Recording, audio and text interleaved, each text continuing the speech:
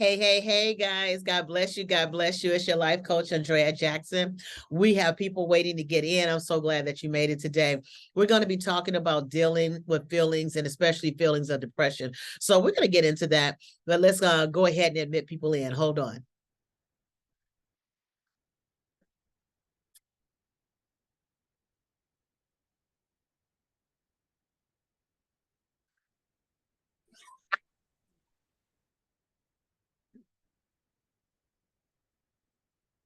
Good morning. Good morning, guys.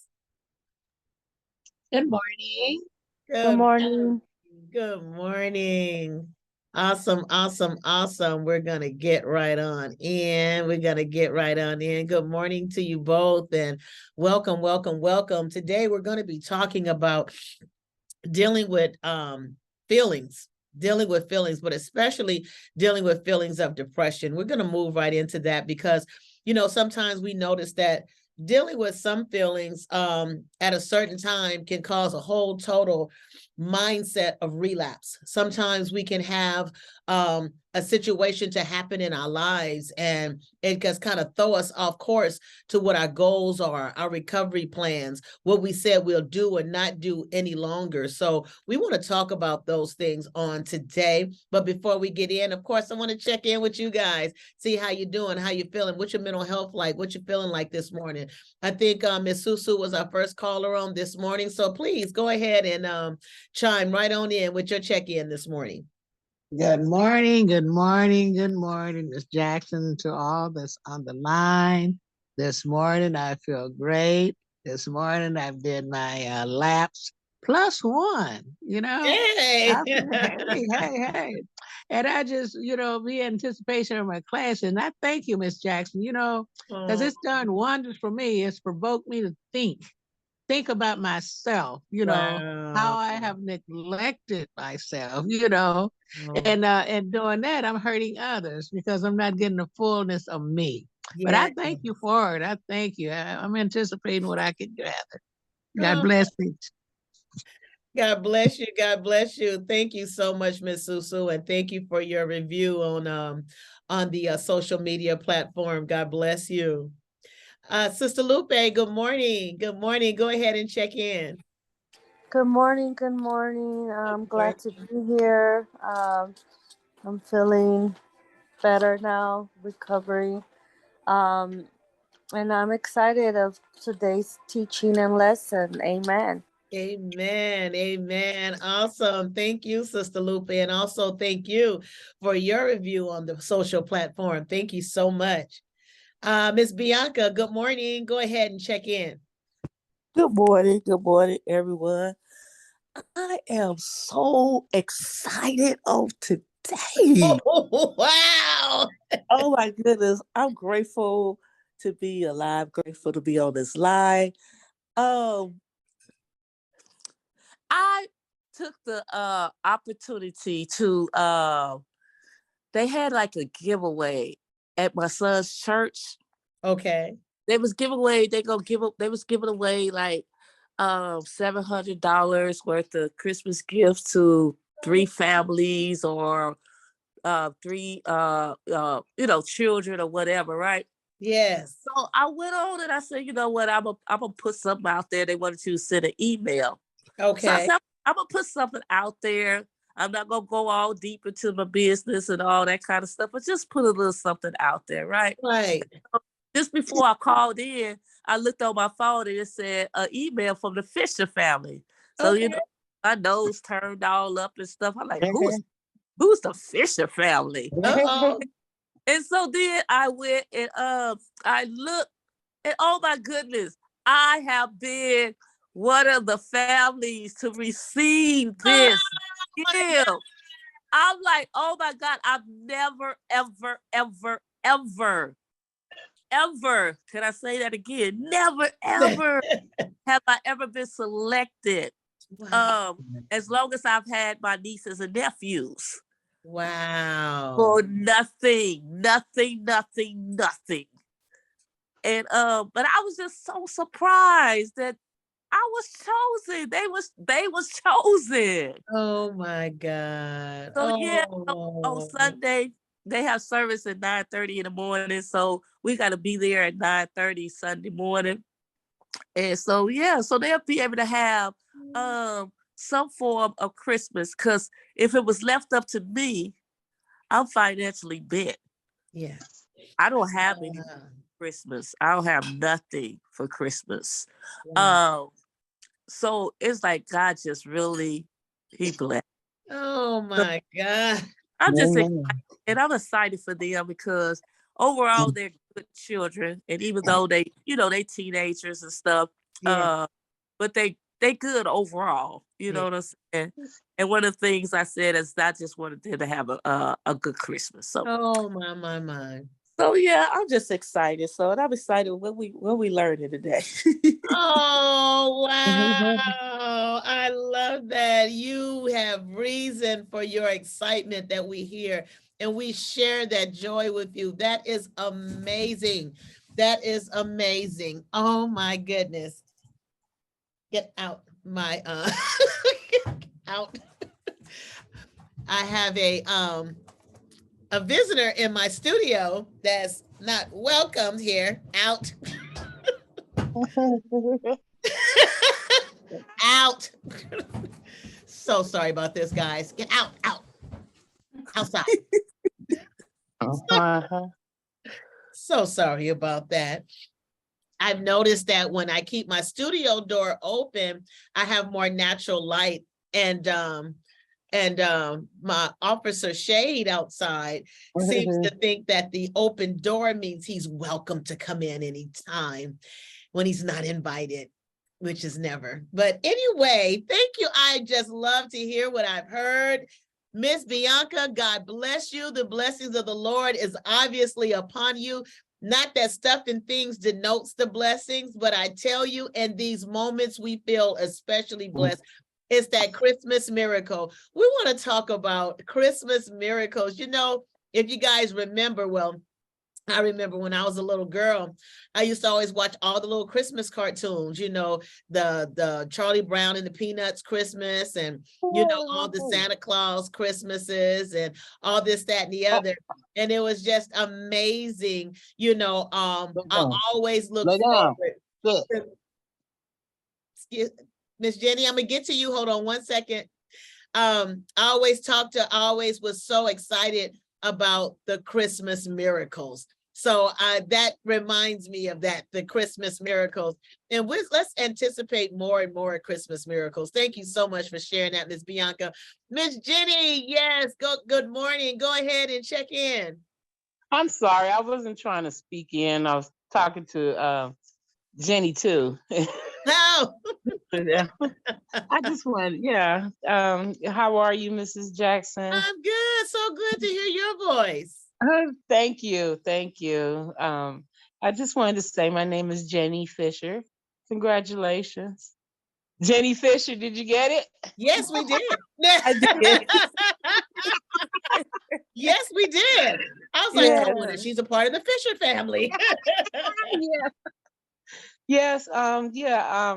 So good. Feels so good to be on the session on today, and expectation. I know it's been a minute since I've been on.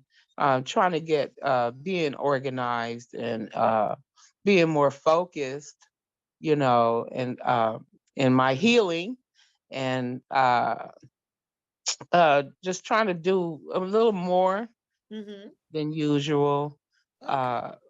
So, you know, and I realized in the fact I had a few problems on the week before or something, and my and Miss Jackson had I was able to get on with no problem on today. I don't know what happened, but but now you know, just like I said, try to be more focused and learn more, especially doing with my uh going through. I go to Intercoast College online, and you know, trying to be more focused with that, and not trying to run through it real fast just to pass. But you know, I want to learn more, so when it's time for me to be a when I'm certified, that I'll be able to know what to do, you know. So at school, we were talking about documenting, you know, documentations, you know, and I remember when I went into the program on my own at the time, because I was an AWOLer, AWOLer forever. I'm not staying here. I'll leave in a minute, you know. Okay, And okay. you know, but when I was ready, at the time when I was ready to go on in, and I was doing, I had my intake, you know, and I just I didn't celebrate, but I just thank God for, you know, on November 22nd, you know, I was clean for 2 days. That was my second day of being clean, but November 22nd, when I had my intake and went into the program of, um, how you say, when I was doing outside programming. Outpatient program. Outpatient, there you go, thank you. When I was doing outpatient program, completed the program, and also I had accomplished to get my high school diploma. And while in the program, a lot of tutoring, you know, in the math, that's where I had a lot of trouble at. I've never been math was never great with me, you know, in school. I was always, you know, majoring in English, and, you know, doing I can write well and spell well and type well. But, you know, as far as math, you know, I used to talk to myself like the teacher used to say, I see you talking to yourself, that math do that to you. Yeah. And especially algebra, I just could not, but I got it enough, and the program helped me to get my high school diploma, which helped me in the long run, you know, all the jobs that I applied for it, and I seen, you know, you need a high school diploma. Right. So, you know, it was just a journey, you know, beginning into now, you know, and just, you know, focusing on my career change, and just trying to I just want to better myself, with myself and with my family, you know. And I just thank God for the Joy Life Center. Amen. Amen. You know, hello to everyone. And thank you, Miss Jackson. I really appreciate you. Awesome. Thank you, Miss Jenny. God bless you. And I'm so glad to hear how everything is just moving right along. I thank you for that. And as Miss Jenny shared with us, recovery, it happens over time, because every step, every lesson, everything that we go through, it definitely adds to our knowledge base, our skill set, and our ability to cope. And we're going to be talking about that today. And we got some people that has chimed in. I see Mr. Danny's chimed in. Good morning, Mr. Danny. Are you going to check in this morning? Good morning. How everybody doing this morning? Good morning. Hey man, I just got back. I had to go. I got some good news this morning. I just got back. I went to see my probation officer, and as I got there to see her, she told me, "You ain't on probation no more." So I was like, "Wow, my good! You start mine out before I even enter into New Year's." Congratulations. Yes. So I had to come back here and get on this Zoom. So I'm here and I'm ready, willing, and I'm able, Pastor. Awesome. Congratulations to you, Mr. Danny. God bless you. Amen. Thank you. Oh, wow. That's amazing news. Thank you so much for sharing that with us, because absolutely we understand that life take us through some loops, but the beauty of it is that we can survive it. And this is why we talk about coping skills. We talk about coping skills, and we're going to come back around to that. But we talk about coping skills because it's through any moment that, remember, we talked about thoughts, emotions, and behaviors. Thoughts, emotions, and behaviors. Where's the most easiest place to control your behavior? It's at the thought. Once we're triggered into an internal or an external trigger, once we're triggered into a thought of something, we have to, at that point, change our thought, because it's easy to flow back into feeling some kind of way. And when we get to that emotional state, it's hard to pull ourselves out of that emotions, because remember, we can control our thoughts. It may seem hard because we've just been allowing our thoughts to just guide us. But now that we're practicing taking the control back, and taking our control back, and taking our control back, and taking our control back, and taking our control back, we take our power back. And it starts here, because with the emotions, we can't control our emotions. If I'm sad, I'm just sad. If I'm happy, I'm just happy. But the power we do have in that is how we respond to our emotions, how we respond to those things. So how we respond to our feelings, our emotional self, our internal world. So it's still not to lead us. If I'm angry, I'm still not going to go blow up Walmart, or I'm not going to go and kick the dog. I'm going to recognize what I'm feeling, and I'm going to embrace that feeling, recognize it and receive it as mine. It's not right. It's not wrong. It's my feeling. Now, how am I going to respond to it? Because what happens next, thoughts, emotions, behaviors. What does God say? He says it's conceived in our mind, and then it's received as a desire in our heart. Before we know it, it's acted out at our own hands. So we want to follow the method of Christ. And we want to identify when a thought comes, I have the power to cast that thought down. I have the power to change that thought. I have the power to see that thought different, analyze that thought, examine the thought. I can do something with that thought, because my feelings, if I entertain the thought too long, that's an unhealthy thought that's going to lead me back into my unhealthy behaviors, then I'm asking for a relapse. I'm asking for my relapse of anger. I'm asking for my relapse of drugs and alcohol. I'm asking for a relapse in overspending and enabling and promiscuity, getting into the old lifestyle again, because it's our behaviors that establish our lifestyle. So today, we're going to talk about dealing with feelings and depression, because especially in this time, we're approaching Christmas, and we're going to be looking for our Christmas miracle. We're approaching Christmas, and with Christmas, unfortunately, everyone's not looking for their Christmas miracle. Everyone is not receiving their Christmas miracle, which is Christ. So what happens is sometimes there's depression, there's feelings of suicidality, there's anger. Some people are separated from their family. Some people are joined to their family and don't want to be. Some people are in some unhealthy situations. Some people are homeless and they have different feelings and thoughts about it. Some people are in shelters, and regardless to how many nonprofits come in and try to make their day better. If we don't deal with our internal world, there's nothing that anyone can do externally. So one thing we're going to talk about is feelings. And I want to ask you a question. Can you recognize your feelings? Because sometimes we have feelings, sometimes we have feelings of jealousy. Sometimes we have feelings of being criticized. Sometimes we have feelings of happiness. And sometimes we mislabel these feelings.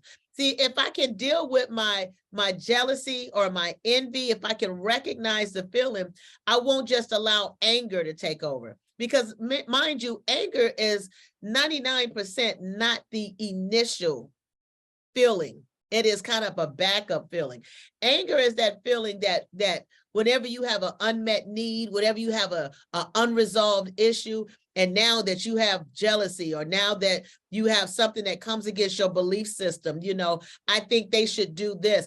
Why aren't they hearing me? Rather than just feeling, what?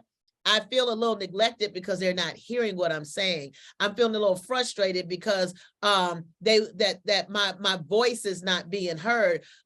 Outside of looking at the real feeling, whatever the feeling is, and labeling the feeling, recognizing the feeling, sometimes anger just takes over. Sometimes sadness just takes over. Sometimes depression just takes over. So I want to ask you, what feelings do you have a hard time recognizing? Sometimes some of your behaviors or your emotions just come and take over before you can even recognize what feeling you're experiencing. Please go ahead, unmute your phone and share.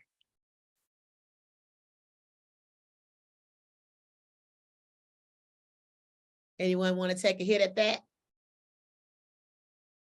Some feelings that's hard to recognize. Sometimes when I'm feeling envious, sometimes I may feel abandoned because I'm feeling envious at what other people may have. what other people are able to do, because it all starts in my perception. So now, rather than me dealing with my feelings of being abandoned, instead, I'm feeling jealous. I'm feeling envious. And maybe I'm having a hard time dealing with my feelings of jealousy that's provoked by my lack. Maybe I have a hard time dealing with my feelings of envy that's provoked by my lack. Go ahead, Jenny. Go ahead and share. Oh, you can see that I'm starting to speak. Okay. When you guys take your phone off mute in preparation to speak, I can see that you're ready to speak. Yeah. Awesome. Okay, great. I have my emotions turn all around when I'm rejected. Okay. Very good. That's one thing that I can see right now. I don't like rejection. Okay. I don't like how it makes me feel. Rejection of all I don't know, it hurts my feelings. Yes. And it depends on what kind of rejection it is. From who? My husband. No, I wasn't asking. I was just saying. Oh, I thought you said from who? I did, but I wasn't asking. I was just adding to it. I'm so sorry about that. You said depends on what kind of rejection it is, and I was just adding and from who. Because some rejection, if my neighbor reject me, it's like, hey, Sarah. But depending on who it is, that rejection may hit you a little different. I think the people that's closest to me, as far as like my husband and my mother, I can label them both. When I'm rejected by them, it does, it makes me feel some type of way. But I can say that as I have been growing and getting older, it doesn't affect me as much as it used to. It's some things that I don't do anymore to be rejected, because I already know what the answer may be. So why ask? Okay. Just I try to deal with the situation, in a different manner. Yeah. It's like I said, it hurts my feelings a lot because sometimes it's not like I'm asking for something bad. It's like, because growing up without a lot of love, you seek a lot of love, and then when you don't get the love still, and then the rejection of asking for some type of love, it does something to my heart. Yes. So, my mother is the type of lady that if I say, okay, mom, nice talking to you, okay, love you, she won't say it back. Okay. But I had to realize that that's how she grew up. Yes. That's how she grew up. I know she loved me, but the way, I thought that she should show me, I shouldn't, it's not about how I should, focus on how somebody should be, try to say it the best way I could. Yeah. Because when I met my grandmother for the first and remembering the only time, but I seen her a couple of times afterward, I said, now I see why my mother is like that. Because of the way she grew up. My mom, she's one out of 9 children. And I used to be like, you had 8 brothers and sisters. How can you not, and here I am, your only child, you would think. But I'm like, okay, I see, because of how my grandmother is, and and then so it's like, I just take it for what it is, and I had to learn that people do the best that they can do, and the best way that how they grew up. I don't know exactly how my husband grew up, but I know that there's love, because he don't want to be alone, because obviously he is with me and had relationships, and but I got to take it as it is, of how people, how they were raised. Wow. How they were raised, and not to you know determine how someone should be, of how they show love. So that's what really helped me, Miss Jackson. That really helped me along the way. Be like, why are you doing this? Why are you doing that? You know what? okay, you got to stop that whining and look, you have no control over people. I'm trying to control the situation of how you should love me. Wow. And I thank God that I was able to see that, that I was able to see that. And, so, now it's more balancing out, with the acceptance. Yes, yes. I accepted Wow. how my mother Rose is, how she is. I accepted how my brother, how my husband is. I have a brother, but I don't know where he is. But Okay. I have 13 brothers and sisters, and I only know like 2 of them. But Wow. from my father's side. But I have some children now. I have some siblings out there, but children as well. Yeah. But but like I said, I had to accept of how people are, and then one more thing, and then so I show love regardless. Yes. Oh my God. So they can see, like, golly, she sure is. She's always still, she still does that. She still calls me. She still hugs me. She still rubs me, and even though and then like the word of God said, the um that um ooh, that kindness, how you say kindness, it just conquers, love just conquers all sin. Yes. It conquers all sin. And then the result is I do get the love back, like, whoa, okay. I don't say anything though, like, look at God. Yes. Ooh, they did what? They showed me some love today. Like what? Yeah. Well, let me keep on doing what I'm doing. And then when they start rejecting again, I just step back a little bit. Like, okay, I have to get over it. You let this pass. So but rejection. So Wow. yeah, I thank God for that. I thank God for that.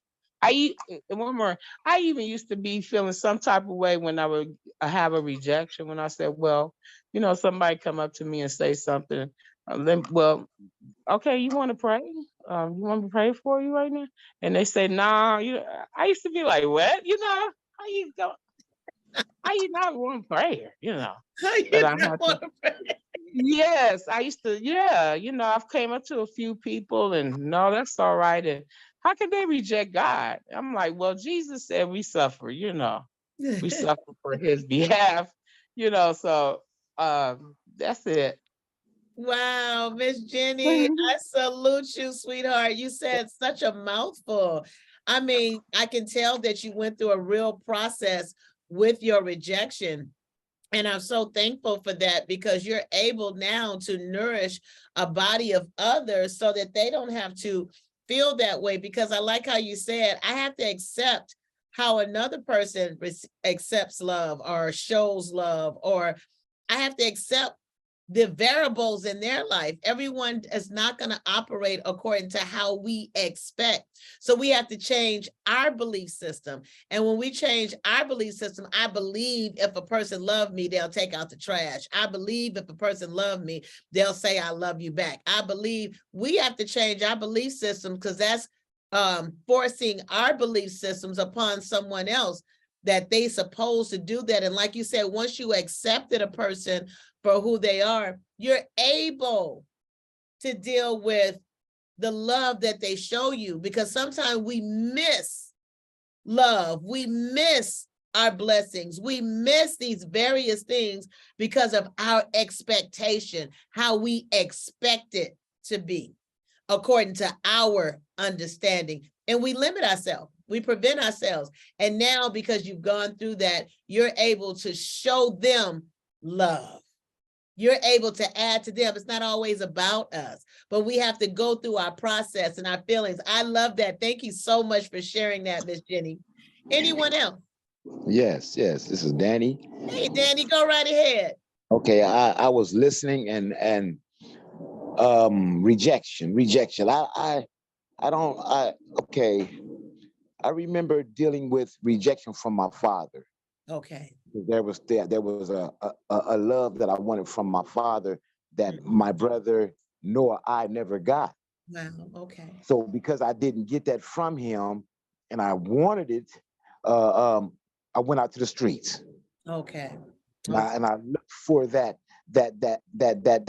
a love from those in the streets, right? So as far as rejection, growing up with that, and then especially being shot up and not able to do certain things, I felt certain people rejected me because of that. What I was able to do was take that rejection and cover it up and hide it real well. I was able to bury it within me. So as when rejection stood before me and I seen it or anything of the like, I was able to dismiss it. Ooh, okay. Even though I should have taken it and learned from it and grew with it. Yes. But what I did, I took it and buried it. And we stopped things. Yes. Because I didn't like the way it felt. Yeah. Yes. It hurt. Rejection hurts, especially from those you expect to be loved by. Yes. Yes. And when you're not getting that from those that you know you're supposed to be loved by, but instead you're getting rejection, what you do is after a while you begin to cover yourself up. You begin to, in any form of rejection when it comes to you, you begin to say to yourself, "Oh, I don't deal with rejection." But when I don't deal with it is because I've hid it. I choose not to deal with it. So rejection is kind of foreign to me. Okay. Because I've hidden it so long, I haven't been wanting to deal with it so long. But now I've been talking to the Lord about some things going into my new year, some things I'm going after, and I'm going to get some things this year that God has said that is a blessing to me. So now I have to deal with those things of rejection. Yes. Oh my God. But that's where I am with it. Wow. Thank you, Danny. Oh my God, that was amazing. You know, identifying these things, and this is exactly what we're talking about. Identifying the feelings that we have a hard time identifying. We can't identify anything that we've swept under the rug. We can't identify things that we refuse to face. Remember, what we don't dominate will dominate us because it's still alive and well in there. Some of you were with me when we talk about the split selves. What we do is split that part off of us because we don't want to deal with the pain. We don't want to deal with the discomfort. We don't want to deal with what that feels like. So many times what we do, we split it.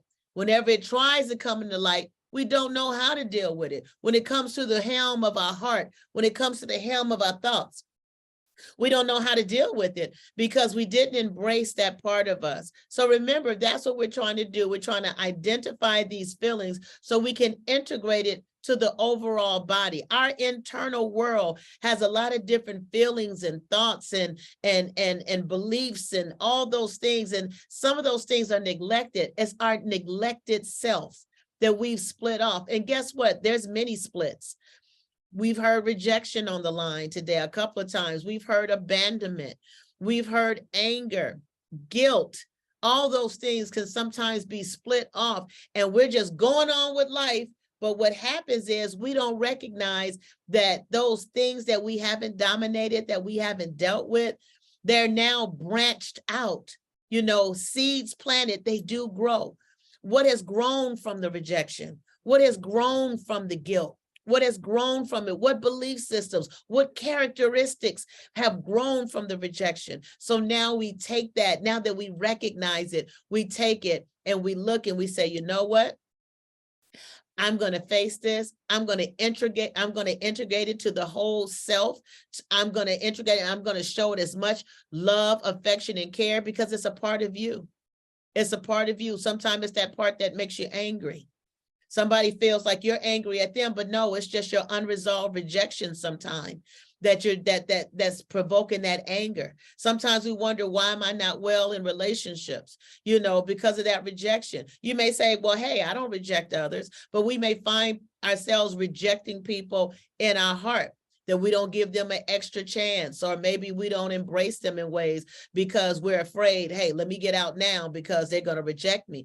Not even looking at it cognitively that way, but just how we've been trained to respond because of our rejection, because no one likes to feel rejected. Did you want to say something else, Danny? Yes, I would like to say something. And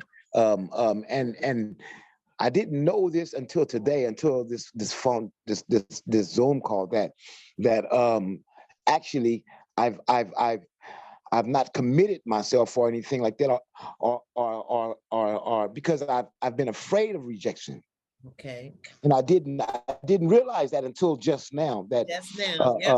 I wouldn't commit myself to people or into anything because I didn't want to be rejected. They find out who I am. Oh, this person got this past, or this person got this, or this person still does this. He still, and people begin to reject you and treat you different. So I've been afraid of that and didn't know why, but now I'm understanding that I had a fear of being rejected. Wow. About the rejection that people. Can I say something? And I have one of my roommates that I stay here with. I'm in the garage, and I was getting ready to walk away down the drive, and he asked me, "Where you going, man? I want to listen to that." And he's giving input on what you guys are talking about. So it's somebody else here listening. Okay, thank you for acknowledging that. Thank you so much. Awesome. Thank you. Thank you. Thank you. Also, in moving forward, now that we kind of learn to recognize some things, also, I want to ask, are you aware of these certain feelings on your body? Because I want you to know that many times that there are some outward signs of our feelings. There's some outward signs, and if we begin to recognize these things, then we can recognize what feeling is brewing. We can recognize what feeling is about to manifest. We can recognize it. Say with anger, maybe you start experiencing your heart palpitations. Maybe you start to say, remember, put your phone on mute. You start experiencing the heart palpitations, or maybe you start getting a sweaty palm. Maybe when you're being criticized, you start feeling that lump in your chest. Sometimes maybe you begin to feel a little, whatever your outward sign is, your eye maybe start tweaking or something. What are some of the outward signs what are some of the outward signs that you experience due to your inward feelings? Go ahead. Unmute your phone and share. I'm going to go ahead and get. Yes. I'm going to get Officer Shane back in his place, but please, I'm here. Go ahead and share. Right before you said that, young man said to me just now, anger. Is one of, and I will, I guess I can say that I can identify with that. Because when situations are not right, and it seems horrific, or seems like nothing is happening, then I will begin to get angry within myself. And once I begin to get angry, I begin to lose the tenacity of wanting to be a part of it. I begin to lose the drive of wanting to participate, because anger is beginning to settle on the inside of me. It's beginning to rise up on the inside of me. And again, I've never paid attention to these things. I've never even thought about these things. But now that I talk on the phone, it's like having a garden. Yes. And that's what I'm seeing. It's like, wow, I'm starting to see things rise up in me. I'm noticing these things that's always been in me, in my garden, grow, that I never paid attention to. Never paid attention to. It's just like how the Bible talks about the wheat and the tares. There's the great wheat that's blossoming in us, but we still have some areas that's coming to choke the life out of us. And if we don't identify them and recognize them, they will continue to choke the life out of us. Anger, rejection, abandonment, guilt, all those things, if we don't recognize them, face them, and move forward in dominating them, what'll happen is we'll continue to repeat cycles and not even understand why. not even understand why. So that's awesome. Thank you so much. Awesome. Anybody else identify how does certain emotions feel on your body? Because now remember, we have stress, we have anger, we have all those things, and those are living emotions that move around inside of us, and they cause so much damage to our organs. We have rashes. People are their blood pressure is shot up. Don't know why they can't control their blood pressure. Maybe because of stress. Stress is living. It's a living ball of energy, of movement, if I can say, and it's moving around inside and it's damaging us. Uncontrolled anger is the same. The feelings of rejection that I cannot control is moving around. It's doing something physically to me. So we must learn how to identify the physical signs of my emotional internal world. Go ahead, Miss Bianca, and share. Stress. Stress. Yes. When I'm stressed, I can tell my stomach is start hurting. Mm-hmm. Or when I'm stressed, I might clench my hand, open and close it. Mm-hmm. Somebody told me that I'll twirl my hair. Never really realized that one, but yes, but my stomach for sure. Mm-hmm. Blood pressure may go up. Those are some outer things that are inner things that I notice that when I get over stressed. So yeah. Thank you for that. That's excellent. I love that because we have to be able to have a sign or a signal or a symptom. It's just like if you go to the doctor, nobody can say, "Oh, you have a common cold, so let's just gonna write you this prescription." What makes a doctor know that you have a common cold? When you go in with your symptoms, my eyes are watery, my nose is congested, my throat is scratchy. My ears are stopped up. I have a cough. I have a sneeze. I have a fever. Those sorts of things gives us indicators that something's going on. And because we've gone through having a cold before, we've gone through that virus before, we can identify this is it. This is what we're trying to do. We're trying to identify what emotion. Well, my palms are getting sweaty. My blood pressure is elevating. I'm noticing that my eyes are getting teary. When I begin to recognize, that means that I'm stressed.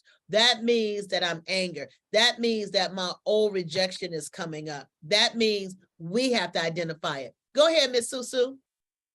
Yes, on that rejection. And I don't know, when to me, when my loved ones reject me, when I'm right or wrong, I try to voice an opinion or, to say different things and to show the right or wrong. And you're rejected, and talked about that, as someone has already stated, that's very hurtful. And the signs that you would show, you'll be upset. I would be upset, but I guess you would call it angry, and then it just wears off. But as you say, it does something to the body. My thing is that I just continue to think about it. It just plays over in your head. Why, and just let it play on out. Well, it's going to work out. But like I say, your body is, getting that. Like I said, it could cause high blood pressure. Who knows? Right. And then, right, and haven't had any headaches or stomach ache, anything like that. But another thing, it makes me want to eat. Sure.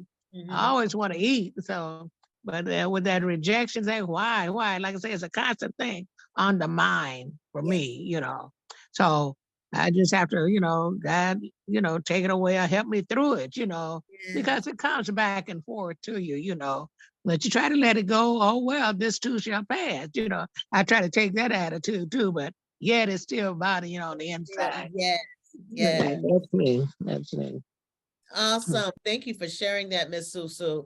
It sounds like it's a lot of feelings of rejection that it's very good that you guys can recognize and sound like you're doing something about it. And I liked how in Mr. Danny's case, he's learning that it's there. because sometimes these things are just like the tares to the wheat. What's pulling me down? What is it that's keeping me choked? What is it that's keeping me? I go so far, and then it seems like some invisible force stops me or blocks me. And it's not an invisible force. It's something from my internal world. It's something that I've split off and refused to deal with, and it still has living power in my life. So that is so amazing. Anyone else? And thank you so much, Bianca and Miss Susu, you know, how you began to share about how stress moves and how it's elevating blood pressure. And that's what they say, blood pressure is a silent killer. And isn't that something that if we don't learn to cope with our stressors, it's going to shorten the days of our life. It's going to kill us silently. Let's feel that. There's no emotion that should have that much power in our life that has the ability to kill us silently. So let's recognize it. Let's recognize its power, not only in my behaviors, but also in the restriction of my forward mobility. We have to recognize what's stopping me, what's blocking me. Anyone else? Is there any other outward signs where you recognize that your feelings are coming there? You recognize that feeling from that outward sign. Please go ahead, unmute your phone and share. Headaches. Okay. Headaches. I'm not one who get headaches, so usually I've been able to pinpoint it's either I'm stressed, overwhelmed, or something of that sort. If I'm not ill, but usually, yeah, it was headaches, and it comes from being stressed out. That's excellent. I love that. That's a direct association. Like you said, I don't normally get headaches. So when I do, I know it's either one of these two feelings that's moving. I may not recognize it, but I know its presence birthed this from my outward signs. Its presence birthed this type of activity in my body. So I love that. Thank you so much, Ms. Bianca. Anyone else?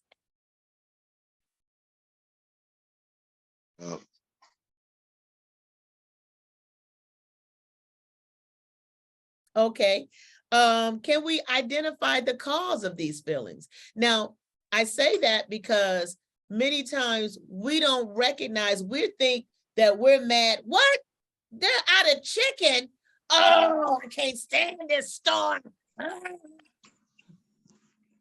We're thinking that our anger is because of this right here, because they don't have chicken. And come to find out, sometimes if we do a little internal research on a continual basis, not just when the anger episode is happening. Remember that we talked about how to deal with anger. And if we remember what it was first, the first thing we want to do, we want to motivate ourselves. We want to motivate ourselves to deal with our anger differently. Then during an anger episode, we want to contain it. We want to contain it. We want to do that emergency, whatever we got to do, put ourselves on a timeout, get away, whatever it is, take a walk, count to 10. We want to be able to contain the situation, not contain the anger, so to speak, but in a way, I guess we are containing the anger. I'm not asking you to stuff it, but I'm asking you before an anger episode, we want to be working on ourselves, putting policies against anger, recognizing the cost of anger in your life. What has it harmed? Who has it harmed? And what you gonna do when anger happens? So then when it happens, what we're gonna do is we're gonna contain the situation. Again, with the example, if there's a toxic spill, we're not trying to figure out what happened, who didn't close the door last, this, that, and other. No, we're trying to contain it so it don't destroy anything or harm anyone. And afterwards, after an anger producing situation is over and done, you escape from it, you want to listen to the messages internally. What really made you angry? What really made that feeling of rejection come? What really happened? So I can deal with not by the anger, not the situation of the chicken, because the chicken wasn't the real problem. What's the real problem? Danny, go ahead and share. Yes. I do understand what I'm learning this right here. Well, just the other day, I sat back and after prayer, I let the Lord begin to minister to me, and what I heard him say within my spirit, or either I said it to myself, somebody said it. Yeah, it was like, I need to find 5 things about myself Okay. that's a hindrance to me going forth for Ah, 2023. okay. Excellent. Excellent. And out of the 5 things that I wrote down, I've taken 2 things out and I'm working on it right now. You talk about anger. My anger group stems from the lifestyle I grew up in, coming up. My mother and her boyfriend, her husband, they constantly fighting. My mother, and she had a twin sister. They fighting with one another, And so I grew up amongst a violent household. Right. Right. I noticed that as I got older, that anger had taken a part of me to a point to where it began to control me and move me to a point to where I would act out in violence. Okay. Well, it had to take me to get shot and paralyzed for me to stop that part of it, the Okay. violent part of it. So now I'm at the point now to where when you move to anger, what does it do to you? What does it make you feel like doing? How does it make you feel? Well, when I'm forced to a place of anger, what it makes me do, it makes me want to cause it causes separation.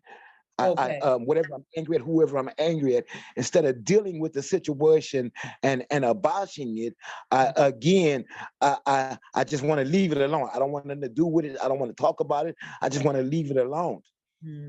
But it's a still existing situation because anger is still on the inside of me. Right.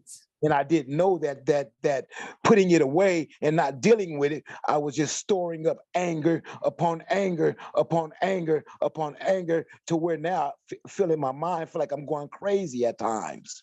Yes. But I'm learning now to pinpoint these, like you said, pinpoint, and this is really helping me a lot, Pastor. I'm learning to pinpoint these avenues in my life now. Yes. And now that I'm able to pinpoint them now I said to myself, okay, God, okay, now the job of pinpointing them have been done. Now here come the other job, the more strenuous job, and that's is to begin to act upon it day by day, make it a part of my life, deal with it. And this is the part that I fear because I don't want to deal with it sometimes because I know that I will fail. Yeah. Somebody's going to do something or say something to, excuse me for saying, to piss me off. And then that's going to probably take me to another level to where I'm going to express myself. And I don't want to do that.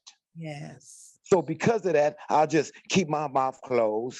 And if somebody says something that hurts me or whatever, man, I'm just going to just, okay, whatever, suck it up and move on. Yes. Yeah. And that's the way I've been dealing with it for years and years and years. But now there's 2023 is a new method. I have to deal with it now. Now I have to, if I really want to live my life in the Lord the way God is saying, the peace that I'm able to have in this, then I have to deal with these issues. That's right. I have to break down these buildings on the inside of me that have built itself up over the years and over the years and over the years, and now they are empires. Yes. Yeah. So now this is really helping me because it's giving me strategies now. Yes. Excellent. Of how to approach these things. Amen. Amen. Amen. And I love how you answered the question. I can recognize, as we talked about identifying the cause of the feeling. Remember, it might not be that they don't have chicken. The cause of my feeling is this is the learned behavior. This is how I've learned to respond. So sometimes it's not the feeling. Sometimes it's what's happening in our internal world. Sometimes it's learned behavior. Like he was saying, this is how mom and boyfriend responded to anger.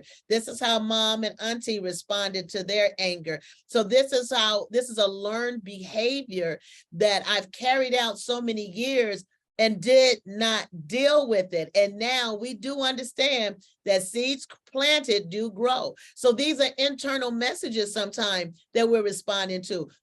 Our emotional self is not responding to the right now, today rejection or the right now, today abandonment, but the internal message that you've carried so many years, so many centuries and decades in your life, that when the triggers of these things come about, that feeling comes back. That feeling comes back. You know, you haven't been abandoned in years, but because the abandonment is still unresolved, what happens is we identify triggers. They don't have no chicken. That's a trigger to unmet needs. That's a trigger because now I gotta get in my car or get on the bus or walk to another place. Again, my needs aren't met. Again, abandonment. Again, rejection. Again, the anger that flows from any of those unresolved feelings, a learned behavior, an internal message. Sometimes we have to learn how to cope with our feelings by even just processing them. Am I really mad at this person because they're learning how to be a cashier and they're a little slow? Or am I dealing with impatience because maybe that's how I was brought up? Maybe that's a learned behavior. Maybe that's an unmet need in my life. So that's excellent, guys. I'm gonna go on to the next one, and I'm gonna ask you guys, how do you cope with feelings today? We've talked about identifying some of these feelings. We talked about recognizing our feelings. We talked about, now that we recognize it, how do we be aware of those feelings outwardly? We've also recognized, why are we feeling this way? Is it because of an internal message? Is it because of a belief system? The way we feel, oh, I should never be angry. So now you're mad at yourself because you are angry, or you didn't deal with it right because you've never dealt with the unmet needs. So therefore, I can't have an expectation on myself on how to deal with it because I'm not dealing with it. It's another part of my split. So now I want to ask you, how do you cope with your feelings? When those feelings come, regardless to what they are, the ones that you guys named today, maybe some of the others, how do you cope with your feelings? Please unmute your phone and share.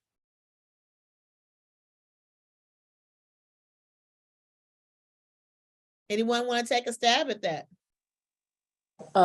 Bianca, Mhm. for me with the stress, one thing I try to try not to do, I'm sorry. One thing that I try not to do is I try not to overload myself. Okay.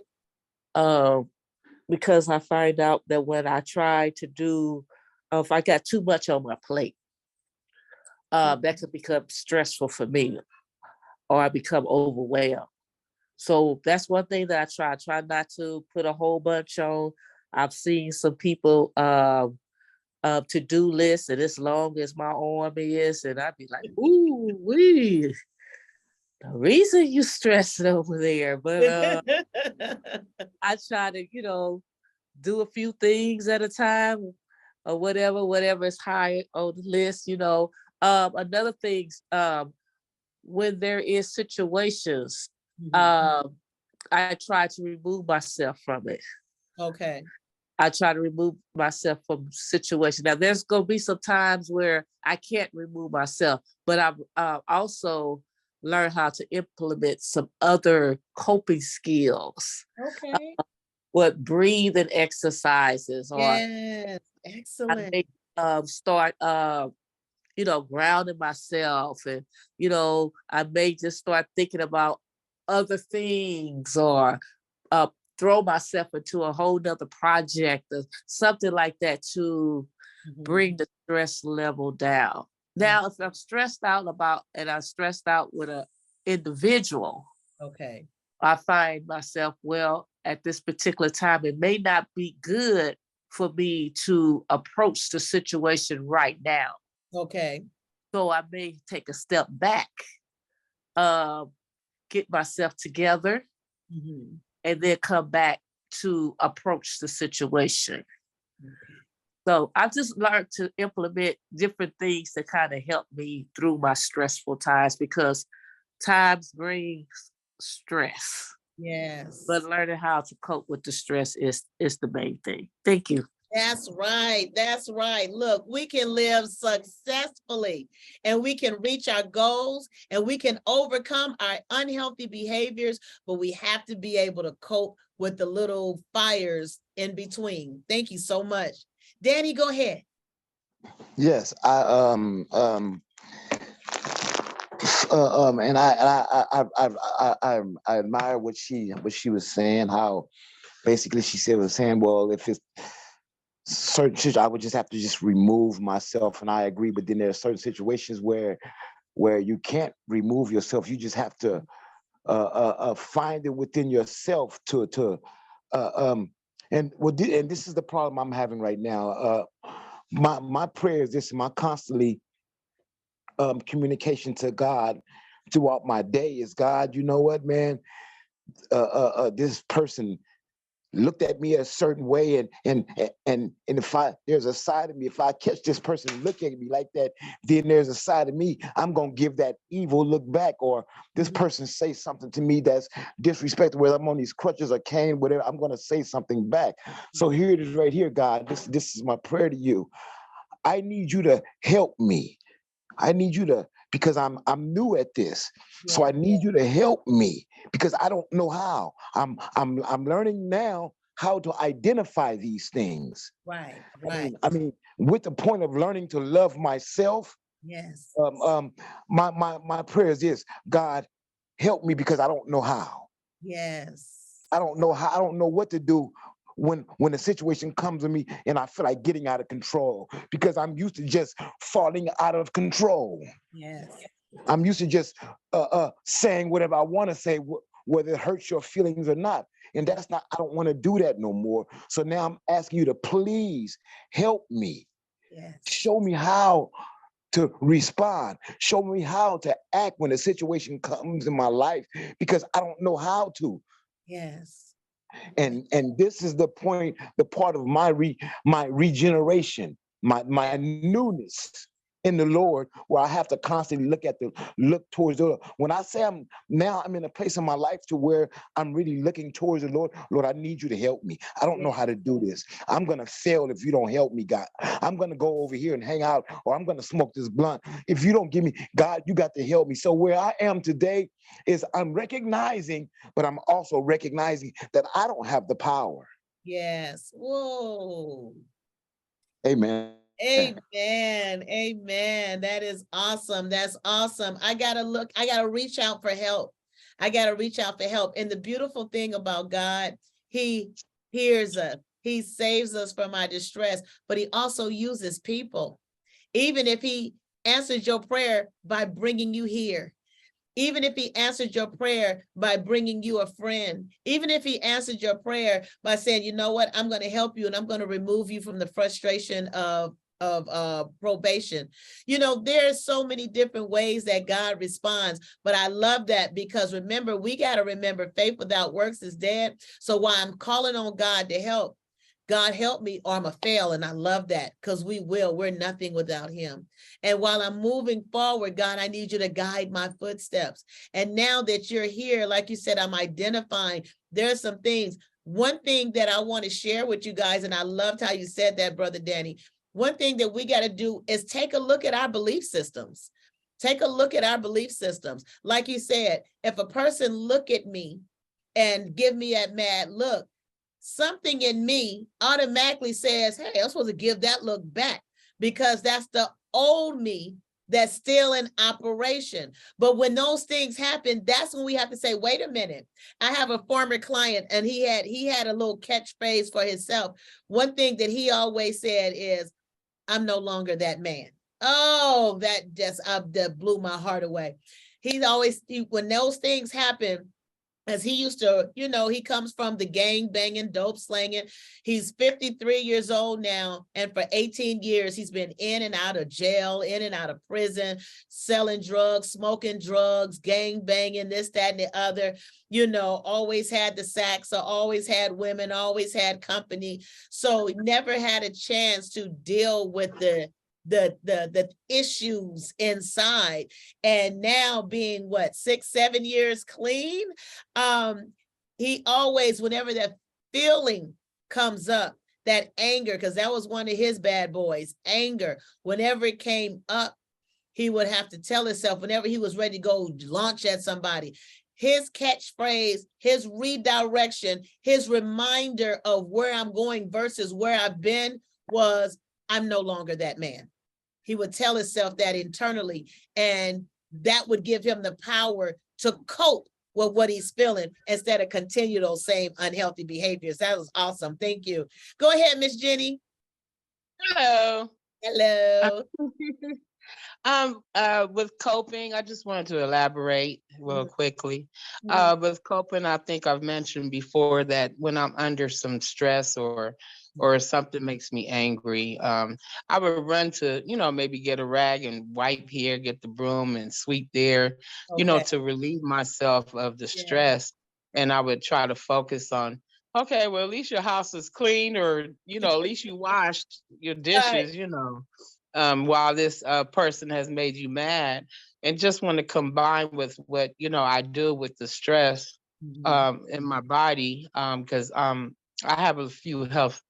I have one, I'll say, disease, and dealing with that, I know it can, the stress can, mess me up. Right. So I've been trying, like Miss Bianca said, I try not to overload myself anymore. And just dealing with what I have and deal with it, and find time to do it and not run out of time, because I can procrastinate some stuff. And then I find myself rushing. And then, with the anger and the relief, I want to use one example. It was kind of funny when I was thinking about it. I used to have some road rage. Okay.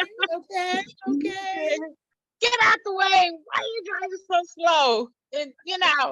And I found myself, like you said, prayer. Oh my God. I found myself asking God to forgive me so many times. I'm like, who is this person trying to hurry up to find out who's driving like this? And look, oh God, forgive me. It's an old person, it's an old lady, old man. And then today, and then when I hear my daughter driving, when we were on the camera stuff, the phone, and she sounds just like me, because I guess because she grew up with me the way I was driving. Doing that, exactly. Why is this guy generation using the guy word? I say that a lot. And who is this guy driving like this? Yeah. And now and now teaching my son how to drive. Now we're on the in the phase that I'm in the passenger side now, praying for traveling grace and mercy. And then, I say, whoever, if they don't like it, you're going slow, they just got to go around. Right. And, and me, and I finally realized that that's all I had to do was just go around. Why I got to honk my horn at somebody because they're not going fast enough. Right. And here it is. I'm the slow driver now. Like, sorry, I take it as it is. I'm not honking anymore. I'm not fussing anymore. Wow. And then like you said, acceptance, and of course, the rage. You can have so much rage that you don't even know what's inside of you until it starts coming out or being recognized by somebody. And my son would look at me like, "Mom, why are you being so mad?" Be like, that's where and I had to deal a lot with my impatience. My patience. So, my patience, of course, is getting better. I guess maybe the older I get, maybe a little more wise, for what God gives me, the more of the wisdom of it. But, well, I'm just glad that I don't have road rage anymore. Yeah. I won't say 100%, but it's not there like it used to be. It used to be. And that's what recovery is all about. Recovery is healing. It's a healing process. Again, if you fall and you break you break a leg or something, it's not going to just correct itself overnight. It has to go through a process of healing. Our body has to go through that process. So absolutely, our emotional selves, those internal messages, a lot of things that we're responding to today isn't because of what just happened. No, it's because of our belief systems. It's because of unmet needs. It's because of what has happened to us in the times past. It's because of learned behavior that we've picked up. It's because of a lot of different things. And we have to identify what is causing me to feel this way. Am I really mad because the store is out of chicken? Or am I upset because blank? And you got to fill in your own blanks so you can deal with those blanks in your life. If we don't deal with the blanks in our life, then they're going to continue to bring a void and an emptiness to us. And we're going to continue to respond in those same routine behaviors that's blocking us. How long can we live with rejection and unmet needs and uncontrolled anger and things like that?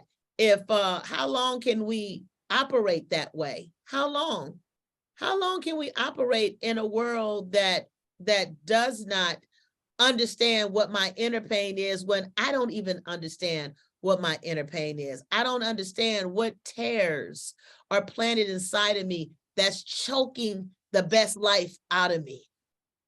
We're learning today. So thank you. Jenny, did you want to share something else? Thank you. No, ma'am, I was just hitting the wrong button. That's okay. Thank you. Thank you. Yes, I would like to real quick. I just want to say thank you. I see we have like 15 more minutes session, and thank you. And I'm very inspired. And like I said, I thank you for the thinking, for the thinking, going deep, Yes, deep. that's right. Amen. Thank you so much, Miss Jenny. We want to talk about depression in the last 15 minutes, and I'm going to read off to you some of the symptoms of depression, because again, in this season of Christmas and the holidays, seem like from October, November, December, January, depression just rolls on in. From Halloween, Thanksgiving, Christmas, New Year's, Valentine's Day, it just rolls there out because of different reasons. So we want to identify depression so that we can be in a healthiness that we can do something about it. So, depression sometimes comes a lot, especially when we're trying to recover from old behaviors, when we're vulnerable, when we're trying to do a work, because when we're trying to abstain from a certain behavior, what happens is we're fighting ourselves. We're going through a transition, so to speak. The old me and the new me is in an argument with who gonna respond to this situation, or who gonna stand out in this situation, or how we usually go like this, but now the new me is saying we're not doing that no more. That's the unhealthy behavior that I'm trying to get rid of, but it has the power. So many times while we're changing, because that means sometimes changing people. I love how Danny said, I realized that I have to change some people around me. And maybe that was in another forum, but Danny said, I have to change some people around me. In order to renew my mind, I'm going to have to change my people, my places, and my things. I cannot say that I'm going to be an elephant in an elephant tribe, and I've changed my mind and say, well, I'm not going to be an elephant no more. But I'm still in the elephant tribe. I'm still going where the elephants go. I'm still doing the same thing, and I have nothing against elephants. That was just a quick thought in my mind, for an example. But we have to realize that breaking these cycles come with a lot of effort and a lot of mental energy. So when we're dedicated, when we're dedicated to breaking these cycles, we have to realize that sometimes depression will come. And I'm going to read some of the symptoms so that you can identify whether or not you're experiencing these. Having low energy, overeating or not eating, having sad thoughts, losing interest in your careers or the hobbies, the things that make you glad, Sleeping more than usual is a big symptom of depression. Having a decreased sex drive. Sometimes having increased thoughts of drinking and using. I believe it was Brother Danny that said, the old life was full of marijuana use. Sometimes when you're going through symptoms of depression, you may all of a sudden start having some thoughts or some preoccupations of drinking or using, or even just operating in your unhealthy behaviors. Also, insomnia, meaning I'm having a hard time sleeping, difficulty sleeping, difficulty staying asleep. I'm having some awaking hours and some odd times of the night. Maybe you stop going to the places that help you. You all of a sudden you lose interest in coming to your JLC groups. You lose interest in meeting with your life coach or meeting with your pastors, meeting with your mentors or confidants, things that you used to be excited about because they were producing change in you. Depression makes that seem like such a chore. Also, stopping your exercise programs. Remember, exercise is really good, not just for losing weight, but remember, it moves your neurotransmitters. Your neurotransmitters are in your brain. Your brain is an organ, and the function of the brain is helped by various neurotransmitters, which is natural brain chemicals. Natural brain chemicals, serotonin, norepinephrine, dopamine, so on and so forth. All those things have different functions in your brain. But when we stop our exercising, what happens is it stops the even flow of that. This is how come lots of people have to be prescribed a little serotonin, because you've lost your ability to smile. Some severities of depression, you can't even find a way to pick your cheeks up and smile. Your tolerance to things, you're irritable, all that has been challenged. And it's not because of anything other than depression sometimes. Also, avoiding social activities. Do you see how depression isolates you? Also, having feelings of boredom, irritability, and anger. Having crying spells, you're just crying and you don't really understand or know why. Maybe even having some suicidal thoughts or actions, or maybe even stopping normal activities such as work or even cleaning your house. It isolates us. Depression, it encompasses us, it encapsulates us, and it isolates us from the world. So I wanted to ask, are there any other signs of depression that you guys have acknowledged that maybe you experience in your life? Please unmute your phone and share. I see Jenny and Danny. Please go ahead. We'll start with, I think Jenny was open first. Go ahead. Can you hear me, ma'am? Yes, I can. Okay. Yes, I just want to say all the above. Okay. Was yesterday. Okay. Okay. I am one that sometimes when I go through all that, from insomnia, even to the ailment in my body of the stress, of the isolation. I mean, all the above that you name, except for the psych meds, Okay. I believe. Okay. And going through all that, and sometimes when I talk to God, I pray, but sometimes I do need a little more that God has given us earthly things, and which is my, speaking to my apostles, speaking to another pastor that would encourage me, that would speak life into me, Yes. And I need that sometimes. Sometimes I need to vent, or hear, just to hear some good news, and that's what helps pick me up. I have to get out that funk. And sometimes I don't know why it happens. Why is this over me? Why am I feeling like this? Or right. why I don't feel like hearing nobody or talking to nobody or looking at nobody. I don't even want to hear the TV. I just want to sit here and do nothing. Yeah. So sometimes, there's all sorts of ways that God gives us to, implement life back into us when we're going through, when you feel that there's a darkness over you. Because it's like darkness, how it makes me feel. I don't get it too much. I just get, if anything, I get more upset, if anything. But depression. I don't get depression too much, and I recognize when it comes. You know, the crying for no reason and feeling Right. sad. You know, all that. So you know, I try to shake that off real quick because it's not a. I don't like to be in dark places. I don't like to be in dark places. I So, like. like I said, all yesterday, I felt all that. Mhm. I felt all that. You Wow. know, Okay. I even had, real quickly, I had a dream yesterday when I dozed off.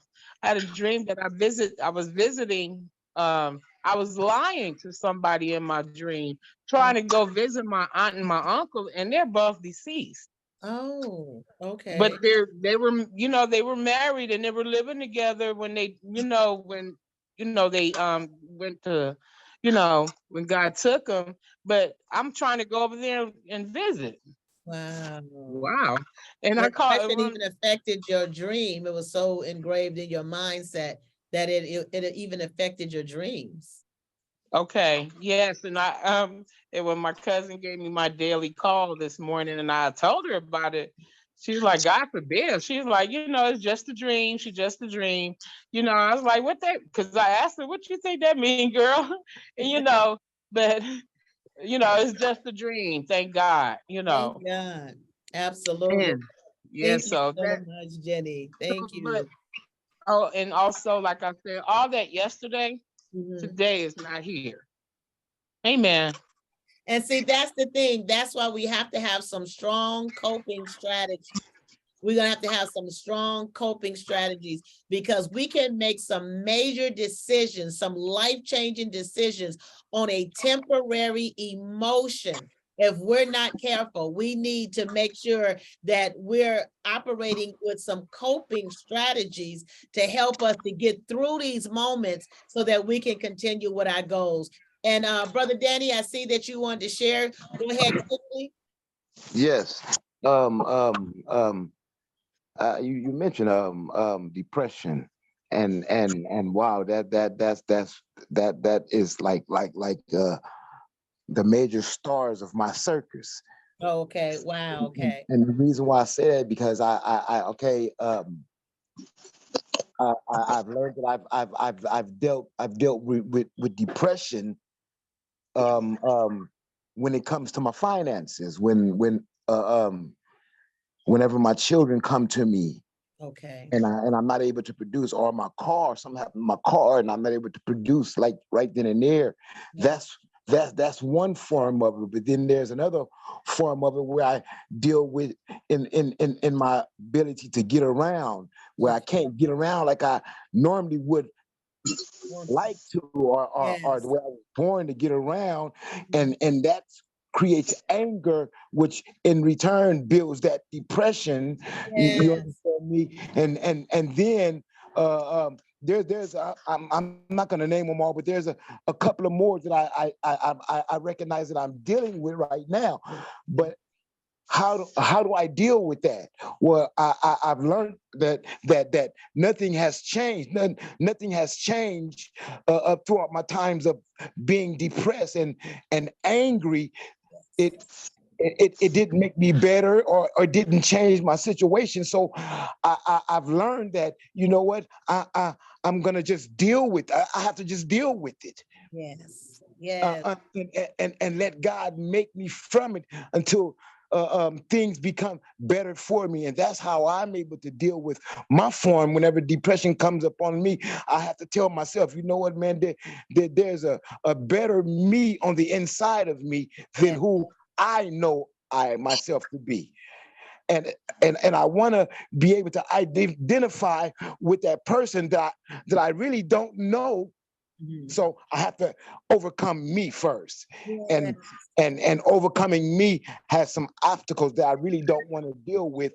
But I find out no matter how much I don't want to deal with it or try not to deal with it, somehow or some way it's going to show up my face, and I'm going to have to deal with it. That's So I right. might as well deal with it now while the Lord is helping me. I love it. I love it. Thank you so much. You're absolutely right. And I love how you identified the cycle. That's what we talk about a lot on this line, identifying the patterns of our life so we think we can break the cycle. If this has been the pattern for the last 30 years, I'm going to stop this pattern. I'm going to stop the cycle. I'm going to break it. Now, dealing with depression, there's a few things that I want to share with you before we have to exit the line. We want to increase exercise. Exercise, as I said before, keeps those endorphins going, keeps that serotonin. Your serotonin is a place that helps you balance, help you tolerate, help you smile.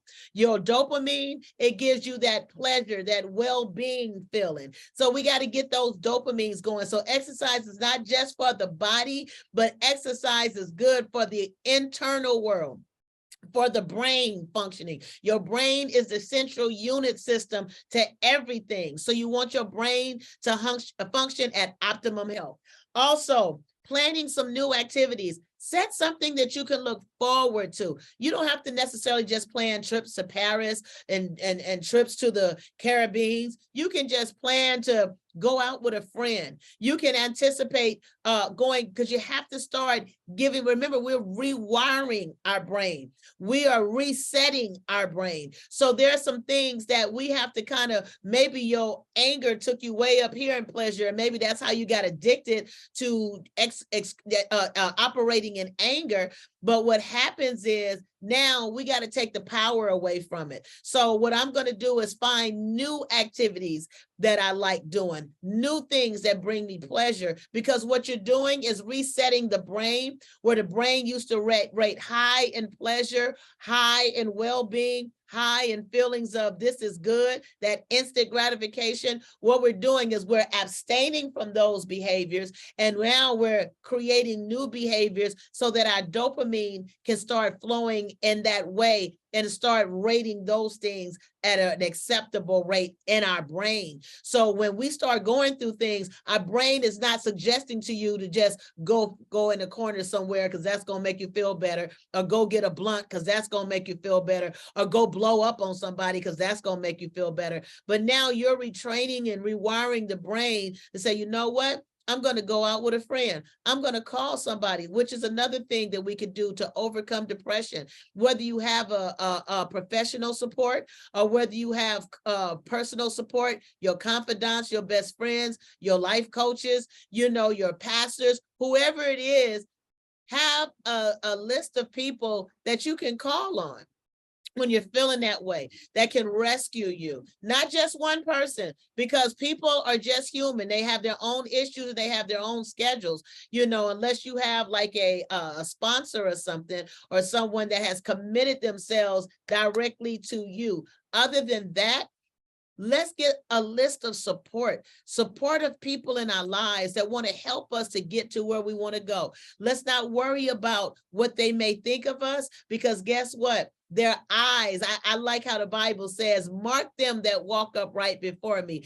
You got to be able to stand and be marked, because I want to go through this life change and I want to go through it well. So guess what? I'm going to talk to somebody I trust, and I'm not going to worry about their judgment. I'm not going to worry about this, that, and the other. Hopefully my trust trumps that. But if I trust them, I'm not going to let my mind play games on me. Like, don't tell them your business because you just going to get judged, or they going to laugh at you. Tell your brain, look, we on some new stuff. I'm not that man anymore. I'm not that woman anymore. I'm walking in my healthiness. And as we walk in our healthiness, our mind becomes healthier. Our thoughts become healthier.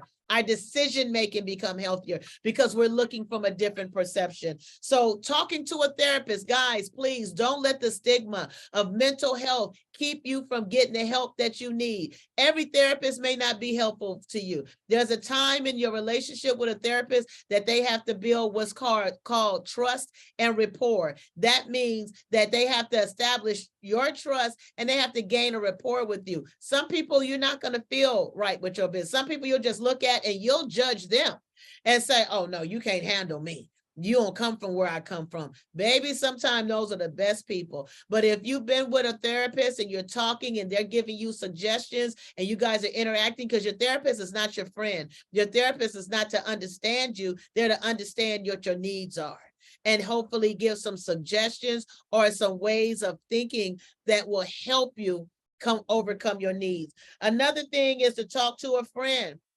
Like I said, get a confidant. Talk to your spouse. Sometimes we don't talk to our partners. We don't talk to our friends. We don't talk to our spouses. We just keep it all inside. Well, I'm not saying go to the mountain and share all your business, but I am saying, guys, to make sure that you're getting this stuff out. So if you just have professional treaters in your life right now, then hey, that's good enough until you can build that support list.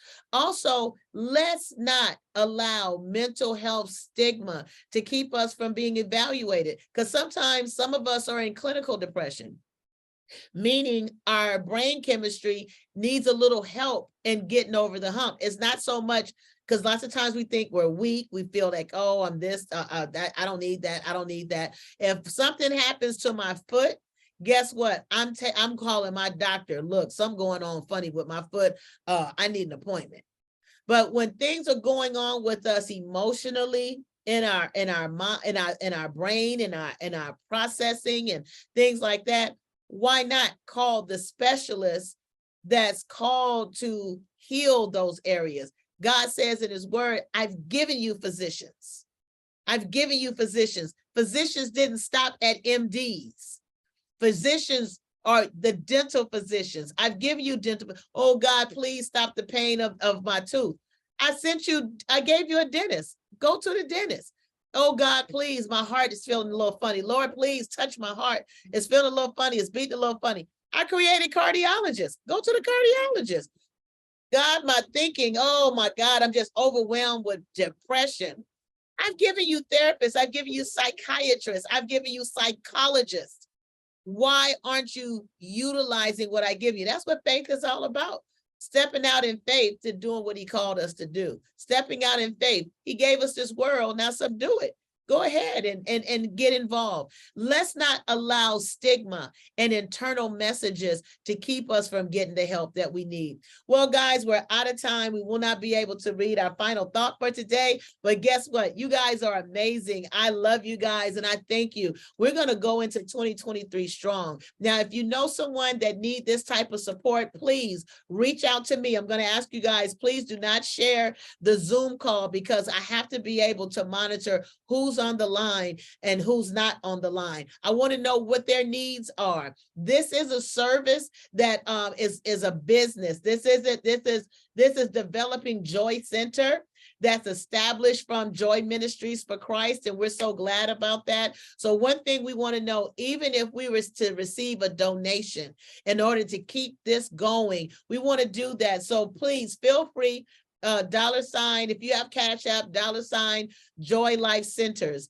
Joy Life Centers, plural, and send your donation. Send your donation. If you're not a paid person, if you're not a paid client on the line, feel free to send your donation because we definitely want to help. So again, if you have a referral, please send your referrals to me and I would love to talk to them and I would love to see what their goals are and then going into 2023 and beyond. So guess what, guys? That's it for the day. I'm so excited for all the feedback that I've heard from you guys. And you know, like I say, live free, guys. We got to live this life free from those unhealthy behaviors and all the things that ground them in our life. So you guys have a blessed and prosperous day. See you tomorrow. God bless you.